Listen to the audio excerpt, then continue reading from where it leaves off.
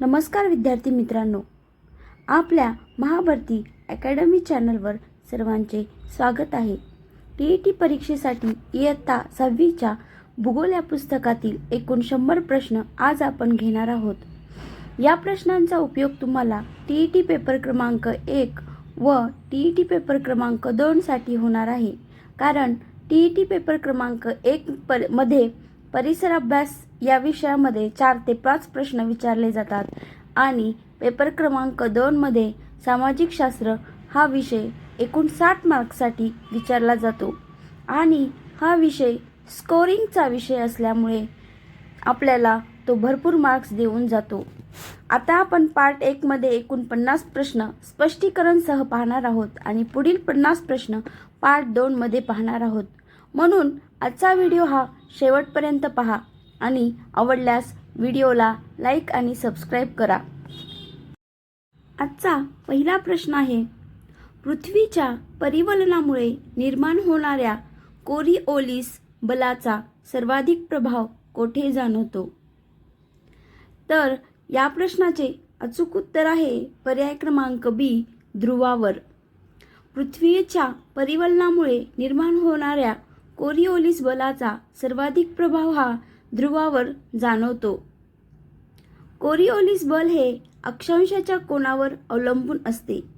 ते विषुववृत्तावर 0 असते आणि ध्रुवाकडे वाढत जाऊन सर्वाधिक होते।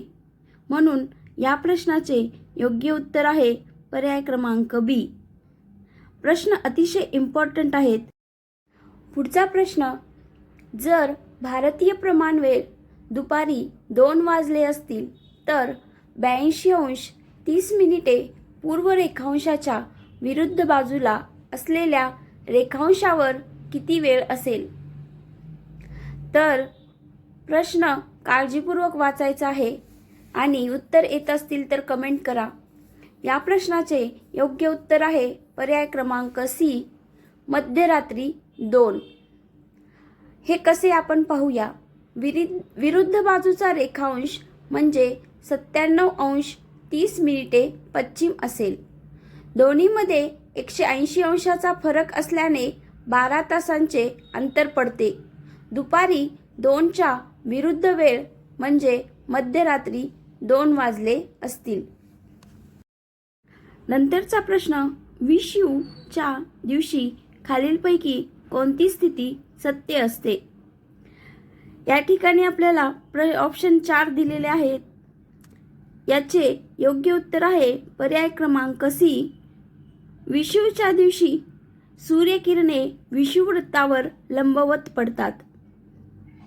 म्हणजेच काय, 21 मार्च आणि 23 सप्टेंबरला सूर्यकिरणे विषुववृत्तावर थेट पडतात। त्यामुळे दोन्ही गोलार्धात दिवस व रात्र समान असतात। म्हणून याचे योग्य उत्तर आहे पर्याय क्रमांक सी। पुढचा प्रश्न, खालीलपैकी कोणता पर्वत गट पर्वत म्हणजेच ब्लॉक माउंटेनचे उदाहरण नाही? तर या प्रश्नाचे योग्य उत्तर असेल पर्याय क्रमांक डी, हिमालय। हिमालय हा गट पर्वतचे उदाहरण नाही, तर हा वली पर्वत म्हणजेच फोल्ड माउंटेन आहे। तर होजेस, राईन व्हॅली आणि ब्लॅक फॉरेस्ट हे सर्व युरोपातील प्रसिद्ध गट पर्वत आहेत। म्हणून याचे योग्य उत्तर आहे पर्याय क्रमांक डी, हिमालय। पुढचा प्रश्न, पृथ्वीच्या वातावरणातील कोणत्या थरात हवामान बदल घडवून आणणाऱ्या जवळपास सर्व घटना घडतात? तर या प्रश्नाचे अचूक उत्तर आहे पर्याय क्रमांक ए, तपांबर। तपांबर म्हणजेच ट्रोपोस्फिअर। पृथ्वीच्या तपांबर या थरात हवामान बदल घडवून आणणाऱ्या जवळपास सर्व घटना घडतात। म्हणजेच पाऊस, ढग, धुके यांसारख्या हवामानविषयक घटना याच थरात घडतात, कारण वातावरणातील बाष्पाचा मोठा साठा येथेच असतो। पुढचा प्रश्न, उत्तर अमेरिकेला दक्षिण अमेरिकेपासून वेगळे करणाऱ्या अरुंद भूभागाला काय म्हणतात? तर या प्रश्नाचे अचूक उत्तर आहे पर्याय क्रमांक बी, पनामा संयोग भूमी. तर संयोग भूमी म्हणजे काय? दोन मोठ्या भूभागांना जोडणाऱ्या अरुंद जमिनीच्या पट्टीला संयोग भूमी म्हणतात. म्हणजे उत्तर अमेरिकेला दक्षिण अमेरिकेपासून वेगळे करणाऱ्या अरुंद भूभागालाच पनामा संयोग भूमी असे म्हणतात. Next question. अंदमान आणि निकोबार बेटांना एकमेकांपासून कोणत्या खाडीने वेगळे केले आहे? तर या प्रश्नाचे योग्य उत्तर आहे पर्याय क्रमांक सी, 10 डिग्री चॅनल म्हणजेच 10 डिग्री खाडीने.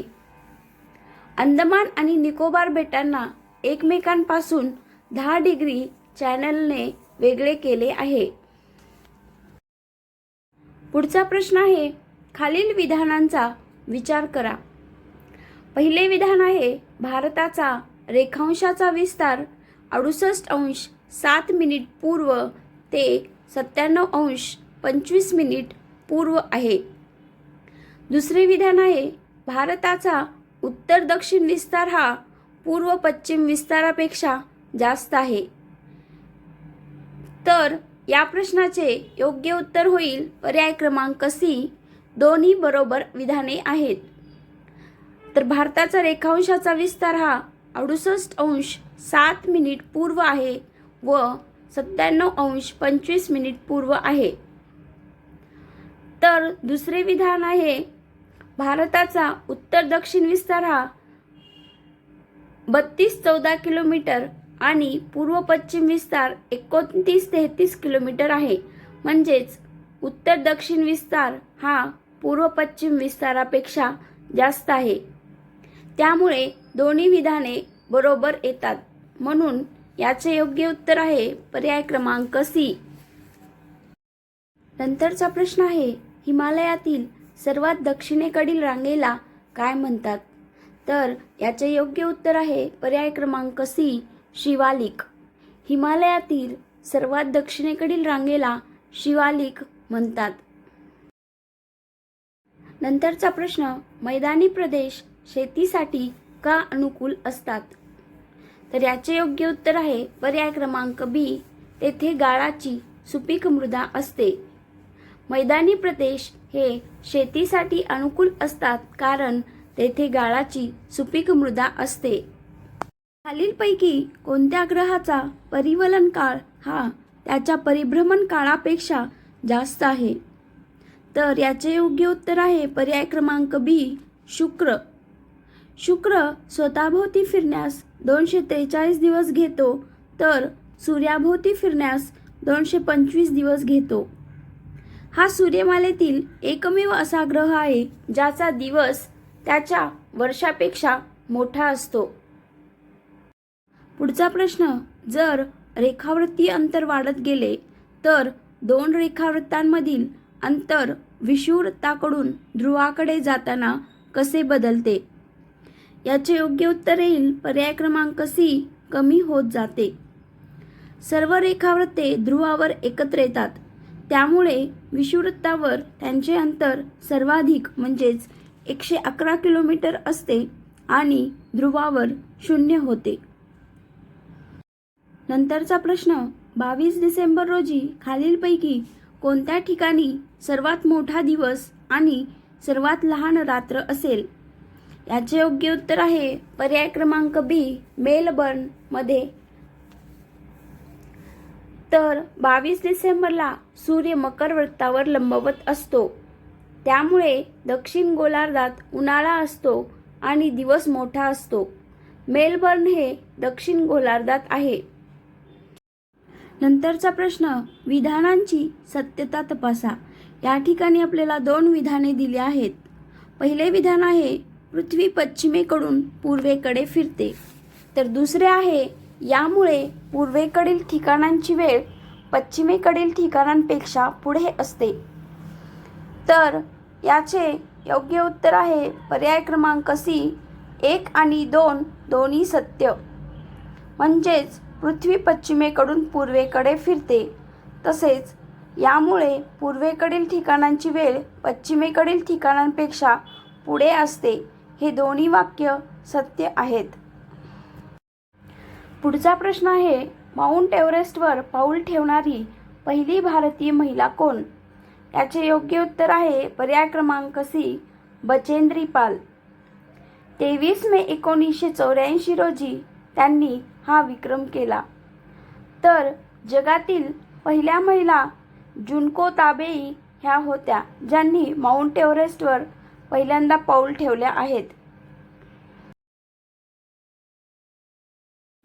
नंतरचा प्रश्न आहे, वातावरणातील नायट्रोजन वायूचे प्रमाण 78% आहे. त्याचा मुख्य उपयोग काय? तर याचे योग्य उत्तर आहे पर्याय क्रमांक बी, सजीवांच्या वाढीसाठी प्रथिने तयार करणे.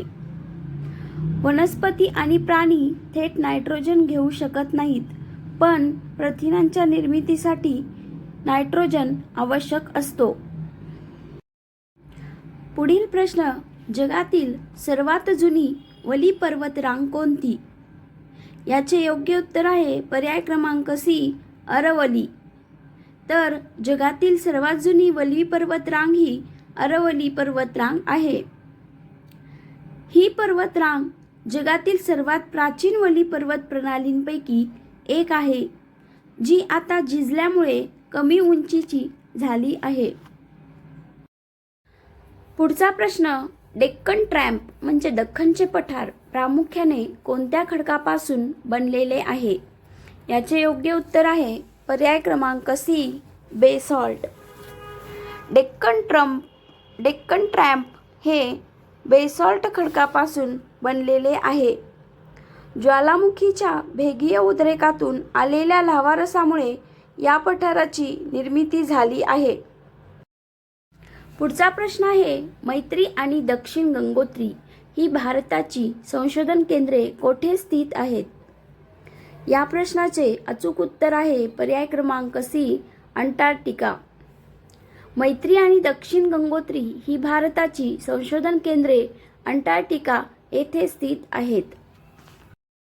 पुढील प्रश्न, सुंदरबन त्रिभुज प्रदेशाबाबत कोणते विधान चुकीचे आहे? तर या ठिकाणी 4 विधाने दिलेली आहेत. या प्रश्नाचे योग्य उत्तर आहे पर्याय क्रमांक डी. हा प्रदेश पूर्णपणे भारताच्या ताब्यात आहे. सुंदरबनचा मोठा भाग बांगलादेशात आहे आणि उर्वरित भारतात आहे. पुढचा प्रश्न, शुक्र ग्रहाला पृथ्वीचा जुळा ग्रह का म्हटले जाते? याचे योग्य उत्तर आहे पर्याय क्रमांक बी, कारण त्याचा आकार आणि वस्तुमान पृथ्वीशी मिळते जुळते आहे. नेक्स्ट क्वेश्चन, लघुग्रह कोणत्या 2 ग्रहांच्या कक्षांच्या दरम्यान आढळतात? याचे योग्य उत्तर आहे पर्याय क्रमांक सी, मंगळ आणि गुरु. लघुग्रह हे मंगळ आणि गुरु या 2 ग्रहांच्या कक्षांच्या दरम्यान आढळतात. शास्त्रज्ञांच्या मते लघुग्रह हे खूप वर्षापूर्वी फुटलेल्या ग्रहांचे अवशेष आहेत. नंतरचा प्रश्न, अक्षवृत्ते आणि रेखावृत्ते यांच्या जाळीला काय म्हणतात? हा प्रश्न खूप इम्पॉर्टंट आहे, नोट डाऊन करून घेऊ शकतात. तर याचे अचूक उत्तर आहे पर्याय क्रमांक बी, ग्रॅटिक्यूल म्हणजेच वृत्तजाळी. अक्षवृत्ते आणि रेखावृत्ते यांच्या जाळीला वृत्तजाळी असे म्हणतात. पुढील प्रश्न, जर एखादी व्यक्ती आंतरराष्ट्रीय वाररेषा ओलांडून पूर्वेकडून पश्चिमेकडे गेली तर वेळेत काय बदल होईल? या प्रश्नाचे योग्य उत्तर आहे पर्याय क्रमांक ए, 1 दिवस वाढवावा लागेल. जर एखादी व्यक्ती आंतरराष्ट्रीय वाररेषा ओलांडून पूर्वेकडून पश्चिमेकडे गेली तर 1 दिवस वाढवावा लागेल.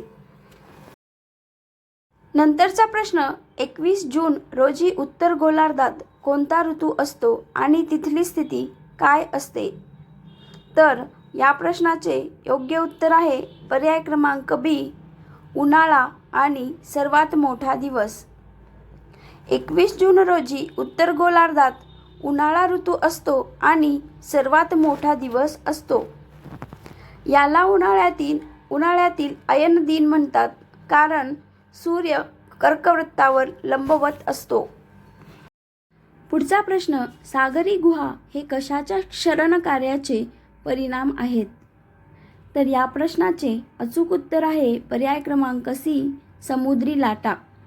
सागरी गुहा हे समुद्री लाटा या क्षरण कार्याचे परिणाम आहेत. पुढचा प्रश्न, पृथ्वीच्या सर्वात अंतर्गत थराला नाईफ का म्हणतात? याचे योग्य उत्तर आहे पर्याय क्रमांक बी, कारण तो निकेल आणि लोह पासून बनलेला आहे. निकेलची संज्ञा Ni आहे आणि लोहची Fe आहे, त्यामुळे त्याला नाईफ असे म्हणतात. खालीलपैकी कोणता तृतीय श्रेणीचा भू आकार आहे? तर याचे योग्य उत्तर आहे पर्याय क्रमांक डी, त्रिभुज प्रदेश. खंड आणि महासागर, पर्वत, पठार, मैदान हे द्वितीय श्रेणीत येतात आणि नद्यांच्या कार्यामुळे बनलेले आकार जसे की त्रिभुज प्रदेश हे तृतीय श्रेणीमध्ये येतात. म्हणून त्रिभुज प्रदेश हा तृतीय श्रेणीचा भू आकार आहे. पुढील प्रश्न आहे, दक्षिण अमेरिकेतील अँडीज पर्वत रांगेत राहणाऱ्या लामा प्राण्यांचा उपयोग कशासाठी केला जातो? याचे योग्य उत्तर आहे पर्याय क्रमांक बी, ओझे वाहून नेण्यासाठी. नंतरचा प्रश्न, पृथ्वीच्या वातावरणात ओझोन वायू कोणत्या थरात आढळतो? हा प्रश्न प्रत्येक एक्झाममध्ये विचारण्यात येतो. याचे योग्य उत्तर आहे पर्याय क्रमांक बी, स्थितांबर. पृथ्वीच्या वातावरणात ओझोन वायू स्थितांबर या थरामध्ये आढळतो. नकाशात निळा रंग काय दर्शवण्यासाठी वापरला जातो? याचे योग्य उत्तर आहे पर्याय क्रमांक सी, जलाशय किंवा पाणी. नकाशामध्ये निळा रंग पाणी किंवा जलाशय दर्शवण्यासाठी वापरला जातो. पुढचा प्रश्न, खालीलपैकी कोणत्या नकाशात जमिनीवरील लहान क्षेत्राची मोठी माहिती दिली जाते? याचे योग्य उत्तर आहे पर्याय क्रमांक बी, मोठ्या प्रमाणाचे नकाशे म्हणजे लार्ज स्केल. उदाहरणार्थ, गावाचा नकाशा हा मोठ्या प्रमाणाचा नकाशा असतो, म्हणजेच लार्ज स्केल नकाशा असतो. पुढचा प्रश्न, सहारा वाळवंट कोणत्या खंडात आहे? तर याचे योग्य उत्तर आहे पर्याय क्रमांक बी, आफ्रिका. सहारा वाळवंट हे आफ्रिका खंडामध्ये आहे. पुढचा प्रश्न अतिशय महत्त्वाचा आहे. आफ्रिका खंडाला आशियापासून वेगळे करणारा मानवनिर्मित जलमार्ग कोणता? तर या प्रश्नाचे अचूक उत्तर आहे पर्याय क्रमांक बी, सुएझ कालवा. आफ्रिका खंडाला आशियापासून वेगळे करणारा मानवनिर्मित जलमार्ग म्हणजे सुएझ कालवा आहे. पुढील प्रश्न, लक्षद्वीप बेटे कोठे स्थित आहेत? या प्रश्नाचे योग्य उत्तर आहे पर्याय क्रमांक ए, बंगालचा उपसागर. लक्षद्वीप बेटे हे बंगालचा उपसागर या ठिकाणी स्थित आहेत. पुढचा प्रश्न, पश्चिम घाटाचे दुसरे नाव काय आहे? तर या प्रश्नाचे योग्य उत्तर आहे पर्याय क्रमांक सी, सातपुडा. पश्चिम घाटाचे दुसरे नाव सातपुडा हे आहे. नंतरचा प्रश्न आहे, नद्यांच्या मुखापाशी जो त्रिकोणी सुपीक भाग तयार होतो त्याला काय म्हणतात? या प्रश्नाचे अचूक उत्तर आहे पर्याय क्रमांक सी, त्रिभुज प्रदेश. नद्यांच्या मुखापाशी जो त्रिकोणी सुपीक भाग तयार होतो त्याला त्रिभुज प्रदेश असे म्हणतात. पुढील प्रश्न आहे, भारतात मान्सून वारे प्रामुख्याने कोणत्या दिशेकडून वाहतात? या प्रश्नाचे योग्य उत्तर होईल पर्याय क्रमांक बी, नैऋत्येकडून ईशान्येकडे. भारतामध्ये मान्सून वारे प्रामुख्याने नैऋत्येकडून ईशान्येकडे वाहतात. पुढील प्रश्न, जंगली शेळ्या आणि हिमबिबटे भारतात कोठे आढळतात? या प्रश्नाचे योग्य उत्तर आहे पर्याय क्रमांक ए, हिमालयीन प्रदेश. जंगली शेळ्या आणि हिमबिबटे भारतात हिमालयीन प्रदेशात आढळतात. पुढचा प्रश्न, जगाचे छप्पर म्हणून कोणत्या पठाराला ओळखले जाते? या प्रश्नाचे योग्य उत्तर आहे पर्याय क्रमांक बी, तिबेटचे पठार. जगाचे छप्पर म्हणून तिबेटचे पठाराला ओळखले जाते. पुढील प्रश्न, सूर्यमालेतील कोणत्या ग्रहाभोवती स्पष्ट वलये म्हणजे रिंग्ज आहेत जी अवकाशातून दुर्बिणीने पाहता येतात? याचे करेक्ट आन्सर आहे ऑप्शन क्रमांक ए, शनी, गुरु आणि युरेनस. सूर्यमालेतील शनी, गुरु आणि युरेनस ग्रहाभोवती स्पष्ट वलये आहेत जी अवकाशातून दुर्बिणीने पाहता येतात. प्रश्न महत्त्वाचा आहे. अनेकदा आपल्याला फक्त शनीची वलये माहीत असतात, पण NCERT नुसार गुरु आणि युरेनस सोबतही लहान वलये आहेत. नंतरचा प्रश्न आहे, ध्रुव तारा म्हणजे नॉर्थ स्टार कोणत्या दिशेला असतो आणि तो कोणत्या नक्षत्राच्या मदतीने ओळखता येतो? याचे योग्य उत्तर आहे पर्याय क्रमांक बी, ध्रुव तारा हा उत्तर दिशेला असतो आणि तो सप्तर्षी नक्षत्राच्या मदतीने ओळखता येतो. पुढील प्रश्न, अयनवृत्तावर म्हणजे ट्रॉपिक्सवर सूर्याची स्थिती कशी असते? याचे योग्य उत्तर आहे पर्याय क्रमांक बी, वर्षातून एकदा सूर्य डोक्यावर लंबवत येतो. अयनवृत्तावर सूर्याची स्थिती म्हणजेच वर्षातून एकदा सूर्य डोक्यावर लंबवत येतो.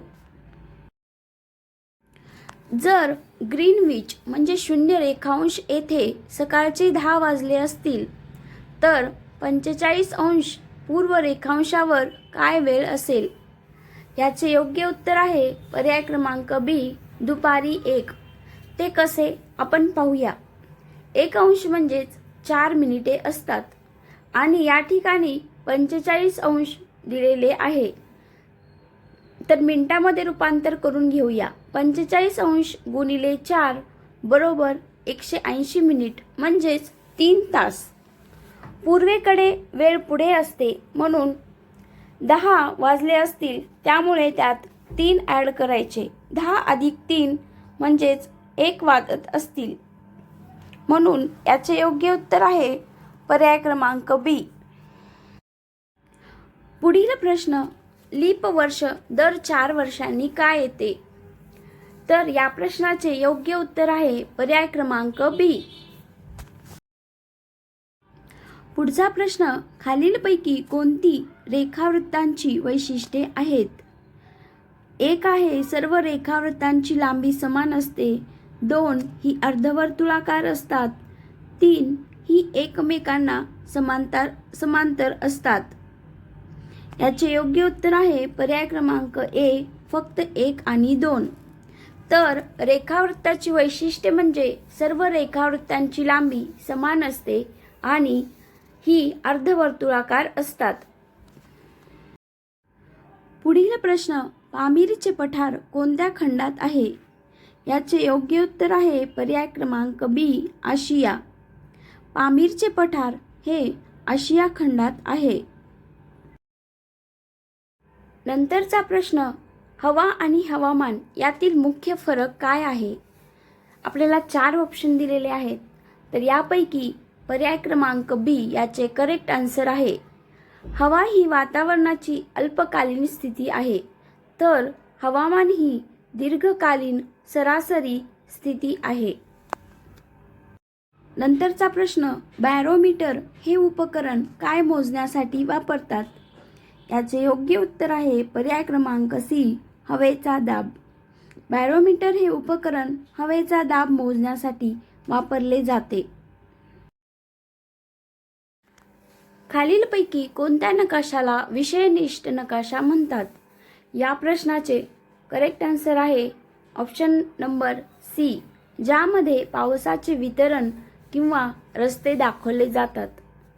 तर विषयनिष्ठ नकाशा म्हणजे ज्यामध्ये पावसाचे वितरण किंवा रस्ते दाखवले जातात तो विषयनिष्ठ नकाशा असतो.